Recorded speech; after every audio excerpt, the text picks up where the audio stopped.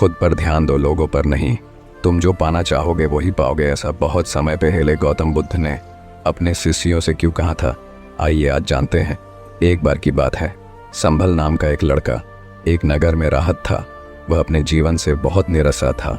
उनकी निराशा का कारण यह था, वह अब तक अपने जीवन में कुछ भी नहीं कर रहा था। उसके माता पिता उसे तानी मारते थे कि आपके सभी मित्र कुछ ना कुछ कर रहे हैं, लेकिन आप अभी भी घर बैठे हैं।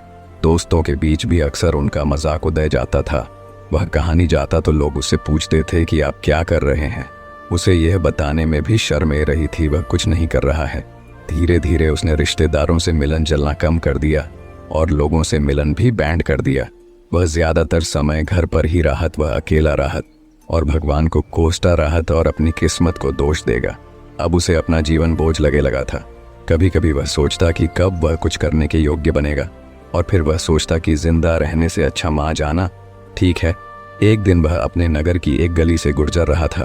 तभी उसने देखा कि एक गुरु दुख और परेशानियां पर उपदेश दे रहे हैं। वह भी इस भीड़ में सबसे पीछे बैठ गया और गुरु के प्रवचन सुनने लगा। गुरु कह रहे थे कि दुख एक शिक्षक की तरह है जो हमें जीवन की सच्चाई दिखता है और हमें जीने का सही तरीका सीखना है। आप चाहे तो जिंदगी जीना भी सीख सकते हैं, आप चाहे तो कुछ भी हासिल कर सकते हो, और अगर चाहे तो एक कोने में बैठकर रो सकते हो। इन सभी बटन को सफल ध्यान से सुन रहा था, लेकिन उपदेश की यह बातें पसंद नहीं आई। उसने खड़े होकर कहा कि कुछ भी सीखने से दुख दूर नहीं होता है, इसमें केवल दर्द होता है। दुख की पीड़ा अनंत है। ऐसा लगता है कि इसके बाद कुछ होने वाला नहीं है, इससे कुछ भी फर्क नहीं पड़ता है, इसके सामने तो मौत भी छोटी लगती है। तब गुरु ने कहा, वत्स, तुम्हारा दुख क्या है? सबल ने उनके सामने अपनी सारी व्यथा सुना और गुरु से पूछा कि मेरे इन दुखों का पेय है तुम्हारे पास। ये सुनकर गुरु मुस्कुराए और बोले, तुम उसे दिन मेरे पास आना जब आपके जीवन में वास्तविक दुख आए, मैं आपकी समस्या का समाधान अवश्य करूंगा। यह कहकर गुरु वहां से चले गए। सबल ने सोचा, क्या ये मेरा दुख नहीं है तो क्या है, मैं जी दर्द से गुजर रहा हूँ, वो असली दुख नहीं है। क्या मेरा दुख कोई नहीं समझ सकता? जब माँ बाप नहीं समझते तो भला गुरु क्या समझेंगे? उसे दुखों से व्यथित होकर सबल ने एक फैसला लिया कि अब वह कुछ करेगा। सबल ने एक छोटा व्यवसाय शुरू किया, पर उसे सफलता नहीं मिल रही थी, लेकिन उसके घर वाले खुश थे। वह कुछ कोशिश कर रहा है। वह अपने व्यवसाय में लगा रहा और धीरे धीरे उन्हें सफलता मिलने लगी। फिर उसने रफ्तार पकड़ी और केवल 3 साल के अंदर ही वह एक बड़ा बिजनेसमैन बन गया। अब संभल के आसपास ऐसे कई लोग थे जो उसकी परवाह करते थे, जो उससे प्यार करते थे। अब उनके परिवार के सदस्य भी उसकी तारीफ करते करते थकते नहीं थे। दिन भिन्न उसके मित्रों की संख्या बढ़नी जा रही थी। अब वह अपनी जिंदगी से बहुत खुश था। उनके कुछ दोस्तों ने उन्हें सलाह दी कि जब तुम एक बड़ा बिजनेसमैन बनकर बहुत खुश हो तो सोचिए आपको कितनी खुशी होगी। अगर आप इस शहर और इस राज्य के सबसे बड़े बिजनेसमैन बन जाते तो कितने लोग आपसे जुड़ना चाहेंगे, आपकी कितनी बड़ी ख्याति होगी, और स्वयं राजा भी आपसे दोस्ती करना चाहेंगे और जरूर पड़ने पर आपसे पैसे भी उधर लेंगे। दोस्तों की यह बात सबल के मां में बैठ गई। अब वह और पैसे कमाने की कोशिश करने लगा, लेकिन उसे यह सब बहुत ही जल्दी चाहिए था। वह समय बर्बाद नहीं करना चाहता था। वह अधिकांश समय इन चीजों को प्राप्त करने में लगाने लगा, इसलिए वह ऐसे काम करने लगा जो सही नहीं थे। उसने पैसे उधार लेना शुरू कर दिया।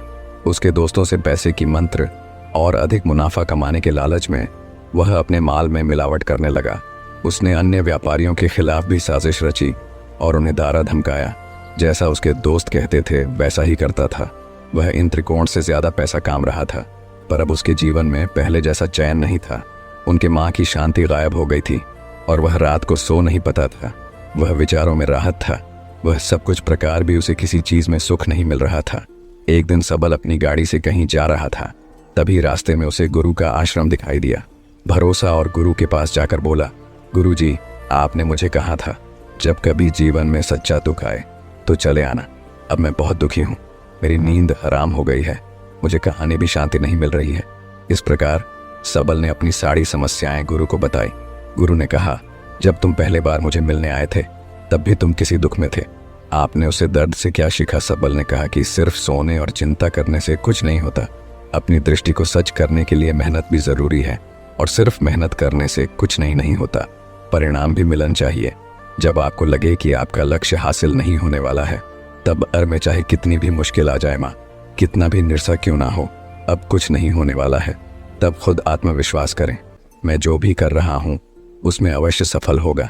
लोग केवल सफल लोगों का सम्मान करते हैं, कोई कितना भी अच्छा क्यों ना हो, वह हमेशा लोगों की नज़रों में बोझ बने रहते हैं। ये सब सुनकर गुरु मुस्कुराए और बोले, ये वास्तव एक दुख नहीं है। अपने जीवन में वास्तविक दुख आए तब मेरे पास आना, मैं उसे ठीक कर दूंगा। संभालने जाते समय गुरु को सोने के सिक्कों से भारत घड़ा भेंट किया। खड़े को देखकर गुरु ने कहा कि यह मेरे किसी काम का नहीं है, उसे पेड़ के नीचे गड्ढा खोद कर गढ़ दो। सबल ने खड़े को पेड़ के नीचे ढाबा दिया। जैसा कि गुरु ने बताया उसने वैसा ही किया और वहां से चला गया। कुछ दोनों से कारोबार ठीक चल रहा था, लेकिन व्यापार के गलत तरीके के कारण धीरे धीरे उसे व्यापार में घाट होने लगा।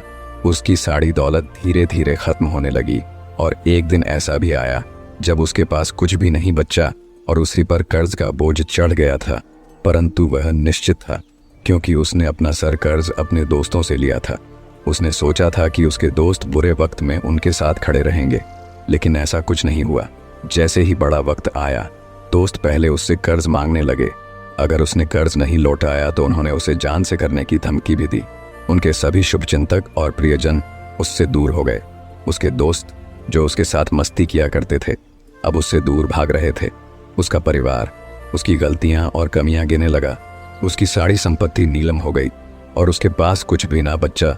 जब ने अपने पिता से मदद मांगी तो पिता ने कहा कि मेरे पास थोड़ी सी संपत्ति है, अगर मैं तुम्हें दे दूंगा तो मैं तुम्हारी माँ को क्या कहूँगा। ये संपत्ति हमारा अंतिम सहारा है। संभल के माँ में गहरा दुख छ गया। उसके आसपास कोई नहीं था उनके दुख को समझ सके। लोगों के इस विश्वासघात के कारण वह अंदर से टूट चुका था। वह सोने लगा कि अब जीने का कोई मतलब नहीं है, अब मौत ही मेरा सहारा है। वह आत्महत्या करने के लिए पहाड़ी पर जा रहा था। तब उसे याद आया कि उसे गुरु ने उससे कहा था, तब मेरे पास आना जब तुम्हारे जीवन में वास्तविक दुख हो। सबल गुरु के पास गया और अपनी सारी व्यथा सुने। आंखों में आंसू ली। उसने कहा, है गुरुदेव, मेरे दुख का निवारण कीजिए। तब गुरु ने कहा कि जब जीवन में असली दुख आए तब मेरे पास आना, मैं इसे ज़रूर ठीक करूंगा। कि पहले आप मुझे बताओ कि आपने अपने दुख से क्या सीखा। तब सबल ने कहा कि मैंने वह सीखा, जो लोग हमारे जीवन में आते हैं वह हमारी सफलता और प्रगति के कारण वो हमें धोखा ज़रूर देंगे, क्योंकि बुरे समय में वे हमारे साथ नहीं खड़े होंगे। वे अच्छे समय में ही हमारा फ़ायदा उठाएंगे और बुरे समय में हमें छोड़ देंगे। उन लोगों पर ही भरोसा करें जो हमारे बुरे समय में हमारे साथ खड़े रहते हैं। लेकिन ऐसे लोग बहुत कम होते हैं, लेकिन जिनके पास हैं उन्हें उनकी सराहना करनी चाहिए, उनका अपमान नहीं करना चाहिए। कभी भी किसी के खिलाफ साजिश नहीं रचनी चाहिए। अपना काम ईमानदारी और धैर्य से करें और कभी लालची ना बने। अपने सारे दुख दर्द और अनुभव बयान करने के बाद सबल गुरुजी के सामने आंखों में आंसू लिए बैठ गया। कुछ देर बाद गुरु उठे और पेड़ के नीचे गड्ढा खोड़ा और वो घड़ा निकाला जो सोने के सिक्कों से भारत हुआ था। उसने सबल को देकर कहा, मेरे पास तब आना जब तुम्हारे जीवन में वास्तविक दुख हो। सबल ने अपने गुरु को धन्यवाद दिया और उसे प्रणाम करके चला गया। उसे पैसों से उसने एक छोटा सा व्यवसाय शुरू किया। अब वह छोटा व्यापारी बनकर भी खुश था। उसने पूरी लगन और ईमानदारी से कारोबार किया और जल्द ही वह अपने शहर का एक बड़ा व्यापारी बन गया। उसका जीवन सुख सुविधाओं से भारत हुआ था। लेकिन कोई कितना भी अच्छा क्यों ना हो, लेकिन जीवन में दुख आता है तो सबल के जीवन में भी दुख आया। अपने माता पिता की मृत्यु हो गई। वे दोनों एक ही दिन मां गए। सबल अपने माता पिता से बहुत प्यार करता था, इसलिए उनके निधन से उन्हें गहरा सदमा लगा। अंतिम संस्कार किया गया। उसने अपने माता पिता का शब्द जलते हुए देखा तो उसका माँ बेचैन हो उठा। उसके माँ में कई सवाल उठने लगे। वह घर वापस ले गया। उसने अपने माता पिता के घर और संपत्ति को देखा जिसके लिए उनके पिता हमेशा लड़ते रहे। आज वो खाली पड़ा है। जिन्होंने इसकी देखभाल की, इसके लिए लाड करने वाले इस दुनिया से चले गए। उसके पिता ने जो कुछ कमाया वह सब यही रह गया। एक दिन पहले तक उसके पिता मारपीट करते थे किसी के साथ उसकी संपत्ति के लिए। आज वह खुद इस दुनिया से चले गए। उसका माँ ऐसे अनेक विचारों में भटक रहा था। वह अंदर से अकेला और दारा हुआ महसूस कर रहा था। वह खाली महसूस कर रहा था। उसे लगा कि कुछ तो है, परंतु वह समझ नहीं सका। इसलिए वह गुरु के पास गया। उसे देखकर गुरु ने कहा, क्या जीवन में कोई दुख है? सबल ने कहा, वैसे तो जीवन में कोई दुख नहीं है, सब कुछ अच्छा चल रहा है, लेकिन आज मेरे माता पिता का देहांत हो गया है। मैं इस घटना से बेहद दुखी और परेशान हूँ। गुरु ने कहा, इसमें दुखी होने की क्या बात है? एक दिन सबको मरना है। मुझे भी मरना है, तुझे भी मरना है। शायद तुम कल ही मर जाओ, या आज भी मर सकते थे। सबल ने कहा, क्या कह रहे हो गुरुजी? मैं भी मर जाऊंगा, लेकिन मैं अभी जवान हूँ। गुरु ने कहा कि सभी जी रहे हैं इसी ब्रह्म में कि मृत्यु केवल बूढ़ों को आई है, लेकिन ऐसा नहीं है। जवान भी माँ जाते हैं, बच्चे माँ जाते हैं। मौत का उम्र से कोई लेना देना नहीं है, यह सभी को प्रभावित करता है। गुरु की यह बातें सबल के माँ में बैठ गईं और वह चुपचाप चला गया। लेकिन उसका माँ अभी भी बेचैन था, वह खाली महसूस कर रहा था। वह सर दिन अपने बड़े में ही सोचता, राहत कि वह कौन है, वह इस दुनिया में क्यों आया है, इस जीवन का लक्ष्य क्या है। ऐसे कई सवाल उसके दिमाग में लगातार उठ रहे थे, लेकिन उन्हें अपने किसी भी सवाल का जवाब नहीं मिल रहा था और उसका दुख दिन ब दिन बढ़ता ही जा रहा था। इसलिए कुछ दिन बाद वह फिर से गुरु के पास पहुंच और बोला, है स्वामी, मैं बहुत दुखी हूँ, क्योंकि मैं यह नहीं जान कर रहा हूँ कि मैं कौन हूँ और मैं इस दुनिया में क्यों आया हूँ।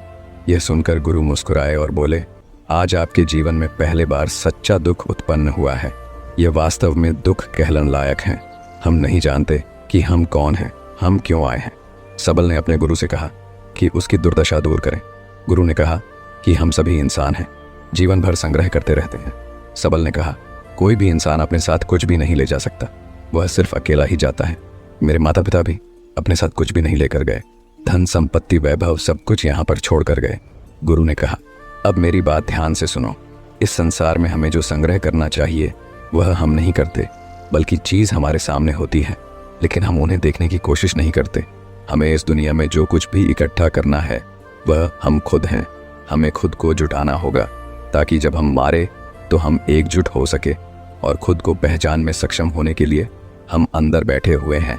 हम प्यार, नफरत, गुस्सा, ईर्ष्या में बैठे हुए हैं। कुर्ता, धन, स्थिति, प्रतिष्ठा, सम्मान, पहचान, धर्म, जाति, सैकड़ों हजारों ऐसी चीज़ों और इच्छाओं में हम विभाजित हैं और टुकड़ों में जीवन जी रहे हैं। इस विभाजन के कारण हमारी चेतन कभी एक नहीं हो। शक्ति, हमारी चेतन भी शक्ति बिखरी हुई है, इसलिए हमारे पास इतना समय नहीं है, इतनी ऊर्जा नहीं कि हम मर सकते हैं और अपने भीतर देख सकते हैं। वास्तव में धन, सम्मान और सुविधाओं के अभाव को लोग दुख समझते हैं और जीवन भर के लिए इसे दुख का कर रोटी रहते हैं और समाधान खोजना का प्रयास करते रहते हैं। उन्हें अपना समाधान कभी नहीं मिलेगा, क्योंकि जिसे लोग दुख कहते हैं वह वास्तविक दुख नहीं है। यह सिर्फ एक आदमी की इच्छा है, उसकी इच्छा कभी पूरी नहीं होती। इसीलिए व्यक्ति को कभी उनके प्रश्नों का समाधान नहीं मिलता। इसीलिए इन सब से पैर, यदि आप अपने दुखों का परम समाधान चाहते हैं तो सबसे पहले खुद को समेटना होगा। इस दुनिया से अपनी ऊर्जा वापस ले लो और इकट्ठा करो। अपने आप पर ध्यान केंद्रित करो, स्वयं पर ध्यान दो। अपने मृत्यु से पहले अपने आप को जन की कोशिश करो, बिखरू मत। सबल ने कहा, गुरुजी, क्या हमें संसार को छोड़ दें? हमारी सभी इच्छाओं को मार देना चाहिए। किसी से प्रेम नहीं करना चाहिए, धन संग्रह नहीं करना चाहिए, सम्मान की आशा छोड़ देनी चाहिए। गुरु ने कहा कि भावनाओं और इच्छाओं से ऐसे बिखरे हुए मनुष्य में से बाहर निकाल आओ।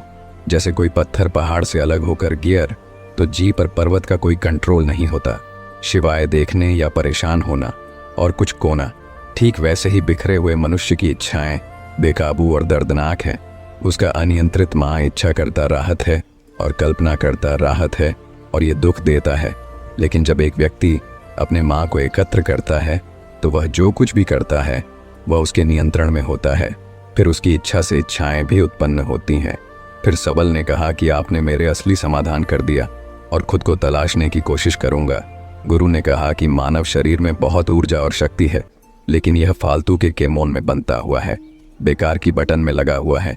यह एक बहुत ही शक्तिशाली मशीन की तरह है और वह बिना सोच समझे अपनी शक्ति बर्बाद कर रहा है और बिना किसी नियंत्रण के। इसीलिए इस शक्ति पर ध्यान दें, अपनी चेतन, और इसे इकट्ठा करें। सबल को अपने प्रश्नों का उत्तर मिल गया। उसने अपने गुरु का धन्यवाद किया और चुपचाप चला गया।